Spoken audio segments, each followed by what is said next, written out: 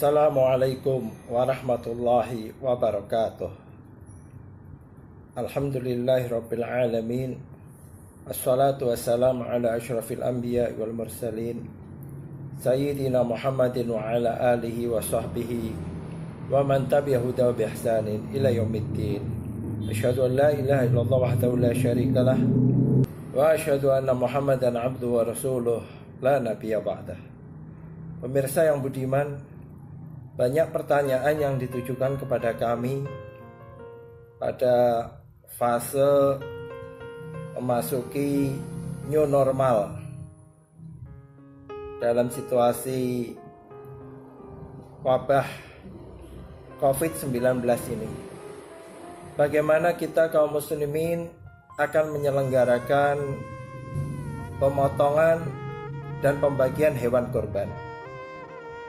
Syukur alhamdulillah, saat ini telah ada surat edaran dari Direktorat Jenderal Peternakan dan Kesehatan Hewan yang dikeluarkan kemarin pada tanggal 8 Juni 2020 dengan nomor 8-PK-PTT-320-F-06-2020 tentang pelaksanaan kegiatan kurban dalam situasi wabah bencana non-alam COVID-19.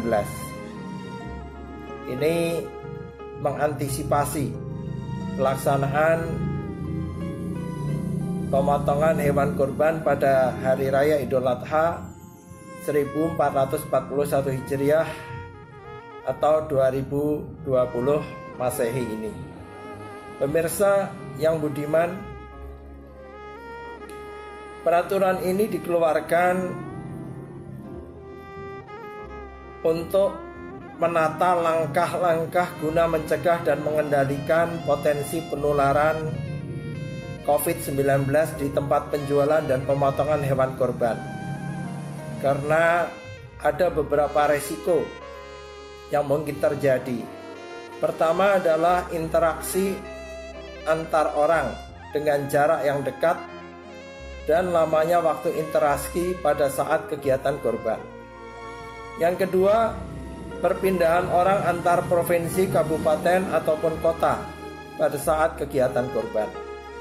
Yang ketiga, status wilayah dengan tingkat kejadian yang tinggi dan penyebaran yang luas di suatu wilayah yang akan meningkatkan resiko penularan. Keempat, cara penularan melalui droplet pada saat batuk, bersin, atau penularan tidak langsung melalui kontaminasi pada permukaan benda. Dan yang kelima, faktor lainnya seperti penyakit penyerta semacam diabetes, hipertensi, gangguan paru, risiko pada usia tua, kemudian penularan pada pengguna transportasi publik, di rumah, dan pada komunitas. Oleh karena itu sangat bijaksana pemerintah mengeluarkan aturan, dalam hal ini adalah Direktorat Jenderal Peternakan dan Kesehatan Hewan, guna mencegah terjadinya penularan COVID-19. Pada peraturan tersebut ada mitigasi risiko pada penjualan hewan kurban, kemudian pada pemotongan hewan kurban di rumah potong hewan, maupun pemotongan hewan kurban di luar rumah potong hewan yang berkenaan dengan aktivitas di tengah-tengah masyarakat, yaitu bagaimana pemotongan hewan kurban di luar rumah potong hewan. Ini yang harus diperhatikan oleh pengurus takmir masjid atau pengurus musola atau panitia-panitia pemotongan hewan kurban di tengah-tengah masyarakat. Di sana dijelaskan untuk pemotongan hewan kurban di luar rumah potong hewan, maka ada persyaratan-persyaratan yang harus dipenuhi. Pertama yaitu menjaga jarak fisik atau physical distancing yang meliputi 5 butir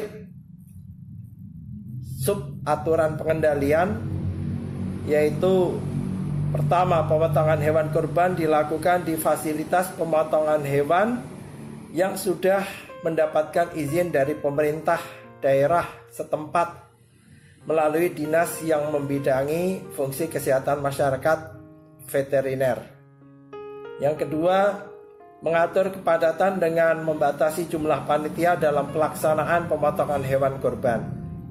Yang ketiga, melakukan pembatasan di fasilitas pemotongan hewan kurban yang hanya dihadiri oleh panitia. Yang keempat, pengaturan jarak minimal 1 meter dan tidak saling berhadapan antara petugas saat melakukan aktivitas pengulitan, pencacahan, penanganan dan pengemasan daging. Yang kelima, pendistribusian daging kurban dilakukan oleh panitia ke rumah mustahik. Kemudian ada persyaratan penerapan higien personel. Ini bagaimana masing-masing person panitia yang terlibat dalam kurban ini harus memenuhi syarat kesehatan. Yang pertama, petugas yang berada di area penyembelihan dan penanganan daging dan jeroan harus dibedakan. Artinya jangan sampai dia menyembelih, tapi kemudian setelah itu dia juga menangani daging dan jeroan. Ada pemisahan tugas masing-masing. Yang kedua, setiap orang harus mengenakan alat pelindung diri. Paling kurang mengenakan masker sejak dimulai perjalanan dari dan ke rumah dan selama berada di fasilitas pemotongan. Yang ketiga, petugas yang melakukan pengulitan, penanganan dan pencacahan karkas daging dan jeroan harus mengenakan alat pelindung diri, setidaknya adalah masker. Syukur kemudian dilengkapi dengan face shield atau perisai wajah, sarung tangan sekali pakai atau glove, serta penutup alas kaki. Yang keempat, penanggung jawab kegiatan kurban mengedukasi setiap orang untuk menghindari menyentuh muka, termasuk mata, hidung, telinga, dan mulut, serta menyediakan fasilitas cuci tangan pakai sabun atau hand sanitizer. Yang kelima, setiap orang hendaknya melakukan cuci tangan pakai sabun ataupun hand sanitizer sesering mungkin. Yang keenam, setiap orang menghindari berjabat tangan atau kontak langsung lainnya, serta memperhatikan etika batuk, bersin, dan meludah. Yang ketujuh, setiap orang melakukan pembersihan tempat pemotongan dan peralatan yang akan maupun yang sudah digunakan dengan disinfektan, membuang kotoran atau limbah pada fasilitas penanganan kotoran ataupun limbah.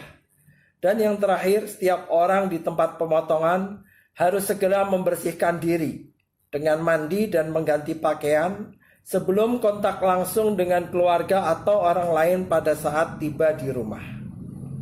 Pemirsa yang budiman, bagi panitia ada tugas tambahan, yaitu menyelenggarakan screening, pemeriksaan kesehatan awal terhadap mereka yang datang untuk membantu kepanitiaan, pemotongan, dan pembagian hewan kurban ini. Screening ini meliputi pertama melakukan pengukuran tubuh di setiap pintu masuk ke tempat pemotongan dengan alat pengukur suhu non-kontak. Kita kenal dengan istilah termogan, oleh petugas khusus yang memakai alat pelindung diri berupa masker dan face shield atau perisai wajah tadi.